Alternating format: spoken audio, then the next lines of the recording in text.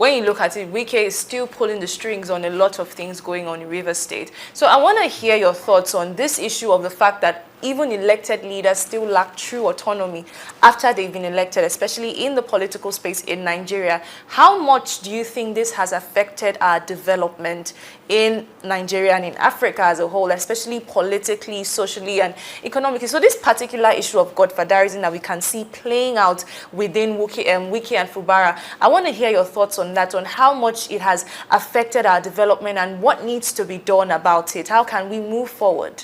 All right, thank you so much. So one, Fubara is in what I would call a good problem. It's a problem. It's like a wife having problem with the mother-in-law. It's a good problem because you really can win. Go and do your studies. You really can win such battles. Now here it is.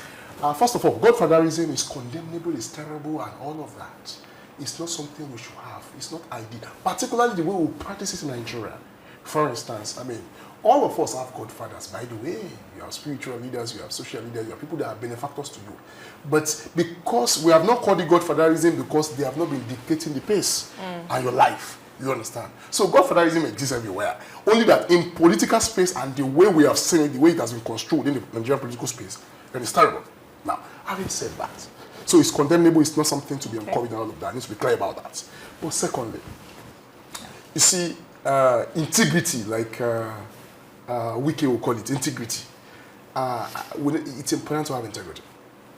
And I'll say integrity falls on all sides. You can't say, I mean, as good, very good idea when you get to government, you're after the people, you know, the state put it like Fubara used to say, the Rivers people must be put first. River people must be put first. That's important, that's correct.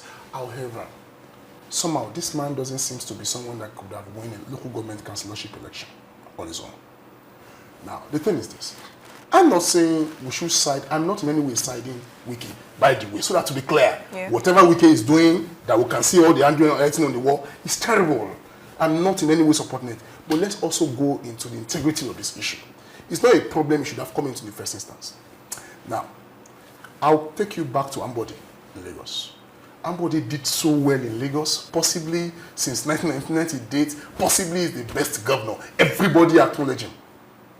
But excuse me, sir, you will not go to Ohadiwa, or Amediwa, or what's it called, Oshun Sango, to go and collect a child. And then you bring it to church, come and do Thanksgiving. That will be fraud. Now, Ambode, whatever Tinubu is, either a good man, bad man, I don't know him, good man, bad man, evil man, thief, or whatever you call him, he worked with him, he knows him. And then you allowed him to use his political architecture, his finance to sponsor you. And you expect that to be Father Christmas, right? No. So whatever Tinubu was and he is, he had already known. So you can anticipate, you can predict the tendencies, and then you now go there, you want to say, because of the people, because of the people. That would be wrong. You will enter into a big problem. And that's why since 1998, he's the only one-time governor in Lagos State. Come to Rivers.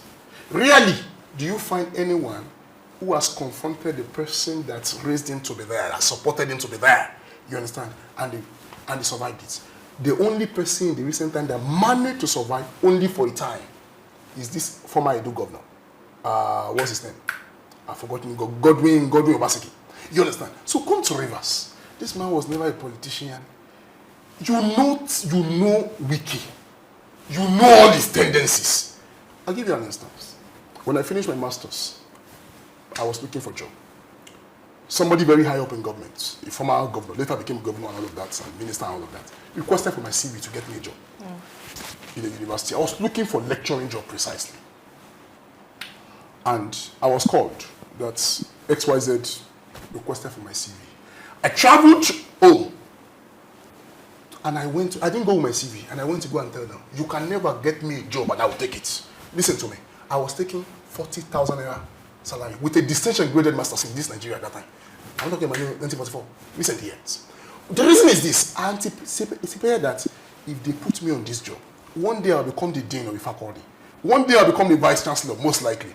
And then they will bring that terrible list called VC's list, alumni list, and governor's list, and whatever stupid list, which my integrity will not allow me to support, because I'll be cheating the system.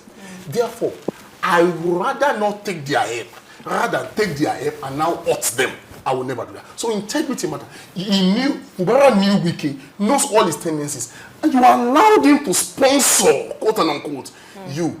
It's a bit, you should expect this kind of problem. Unfortunately, he will have to face the music. It's not a good thing. I don't support what Wike is doing, but there are problems you don't have to be governor. I don't have to be governor. I don't have to be president. If the pathway I'll pass to get there is terrible, and I can, you see, let me tell you, if you're a thief and I allow you to sponsor me, and I know you're a thief, and you sponsor me with the money you make from robbery, whatever I become in life, I will use to support you, expand your robbery business. That's my nature. Okay?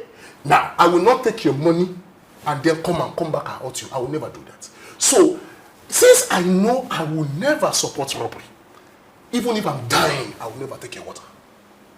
That's how it works.